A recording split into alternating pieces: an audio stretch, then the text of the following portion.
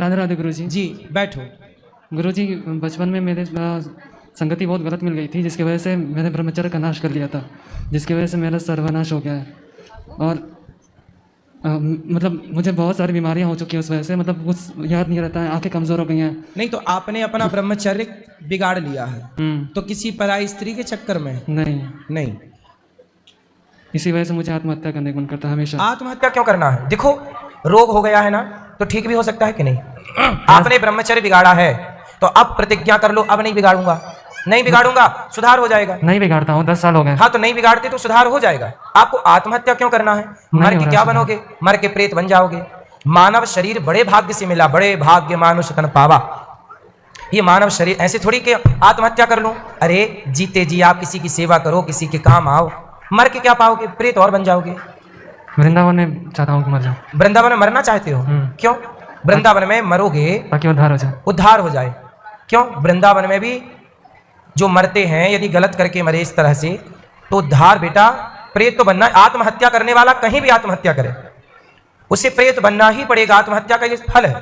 तुम वृंदावन में नहीं, तुम भगवान की गोद में भी आत्महत्या करोगे तो भी प्रेत बनना पड़ेगा। आत्महत्या सबसे बड़ा पाप है।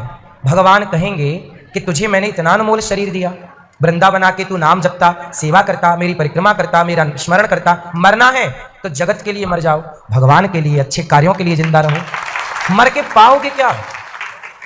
इसलिए बेटा मर जाना, प्रेत बनोगे। इस पीपल उस पीपल, इस पेड़ उस पेड़ भटकोगे। इसलिए प्रेत बन जाने से बेस्ट है कि आप जियो। बात करो मेरे से। ये मैया बता। हम ये भी सोचते हैं कि अगर हम आत्महत्या कर लेंगे तो मेरी भागवत कथा करा दी जाएगी तो मेरा उद्धार हो जाएगा।